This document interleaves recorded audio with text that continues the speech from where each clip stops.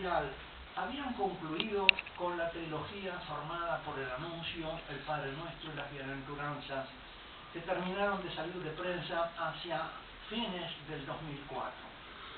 Pero del 2005 hacia acá, empecé a abrir los ojos para percibir ciertos fenómenos que a partir de la publicación de la trilogía fui percibiendo con mayor intensidad.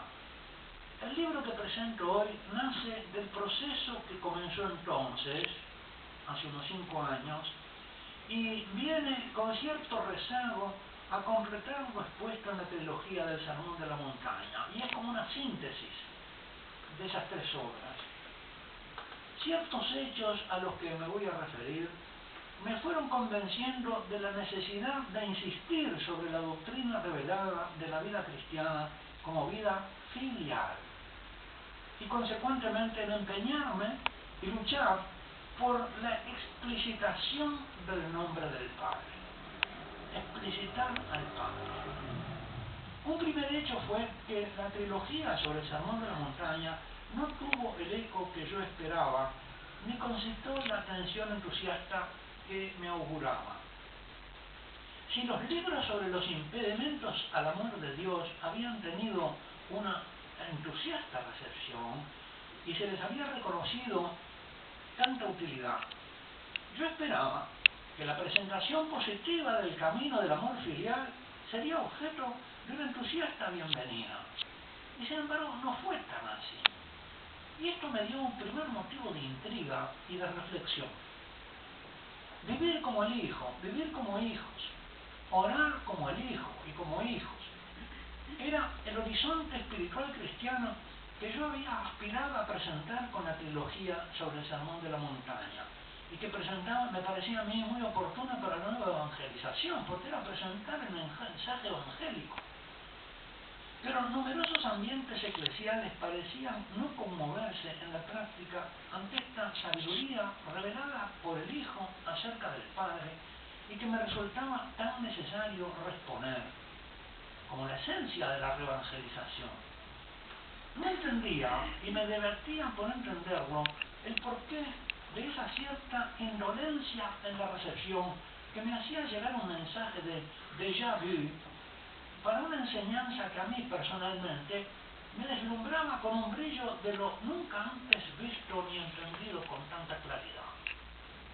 Lo nunca entendido antes parecía caer como noticia vieja en un terreno donde todo el mundo parecía estar ya enterado. El discurso evangelizador de Jesús en el Sermón de la Montaña no era un bestseller ni entre los mismos creyentes convencidos. A fuerza de darle vueltas a la reacción que suscitaba en algunos, he podido ubicar esta perplejidad paralizante, no sin sorpresa, en la misma línea de la extrañeza que produjo en su tiempo la predicación del Hijo de Dios en el Sermón de la Montaña. Dice, sucedió que cuando Jesús acabó estos discursos, la gente quedó extrañada con su doctrina, porque les enseñaba como quien tiene autoridad, pero no como sus maestros.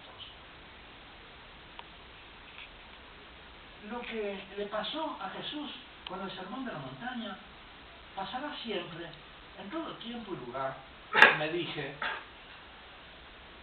Y hay hoy muchos maestros de cristianos que ya no enseñan lo mismo que Jesús, ni de la misma manera, de modo que los católicos formados en sus cátedras, y yo entre ellos, encontramos extraño el mensaje cristiano original y sin glosas, por resultarnos ajeno a lo que siempre hemos oído y entendido. Fui cayendo en la cuenta progresivamente de que si bien Jesucristo enseña claramente que esta es la vida eterna, que te conozcan a ti, Padre, único Dios verdadero, y a tu enviado Jesucristo, y de que Él se presenta a sí mismo solamente como revelador del Padre, camino al Padre, sin embargo, en muchas presentaciones eclesiales de su Evangelio, el Padre suele, eclesiales y eclesiásticas también, del Evangelio, el Padre suele estar ausente, implícito o ser objeto de menciones puramente formales. Esto es observable en el discurso catequístico o o de las pastorales especiales, la pastoral especial juvenil, matrimonial, de la vida consagrada, y aún en documentos como, por ejemplo, voy a poner uno, el mensaje final de la conferencia aparecida. Aclaro que no me refiero al documento final, sino al mensaje final previo al documento. El silencio sobre Dios Padre es un hecho que han comprobado, por otra parte, algunos centinelas vigilantes de la bibliografía teológica y espiritual. El eminentísimo cardenal Joseph Cordes se asombra en su obra El eclipse del Padre del silencio acerca del nombre del Padre reinante en la literatura teológica contemporánea. Dice el cardenal: cuando se pregunta a grandes teólogos contemporáneos de ambas confesiones, protestante y católica, por el Padre de Jesucristo, se obtiene una perspectiva sorprendente. Los investigadores piensan más frecuentemente y más expresamente en Dios que en el Padre Eterno. Si se hace una estadística, prosigue el cardenal, sobre las veces que en la relación padre-hijo utilizan en sus investigaciones la palabra Padre, esta queda desconsoladoramente relegada. Hay una implicitación del nombre del Padre. Estos dichos del cardenal Cordes corroboran con autoridad académica lo que en mí venía siendo una sensación creciente, pero cuya objetividad yo ya no estaba en condiciones de comprobar y convalidar. De hecho, solo han llegado a mi conocimiento dos obras teológicas de importancia que se ocupen del Padre. Una es la del redentorista François Xavier Durvel, que se llama así El Padre, y otra la del dominico francés Le Guillou, El misterio del Padre, Fe de los Apóstoles, Gnosis Actuales, cuya traducción aparece en la editorial Encuentro 1998, un cuarto de siglo después de su original francés.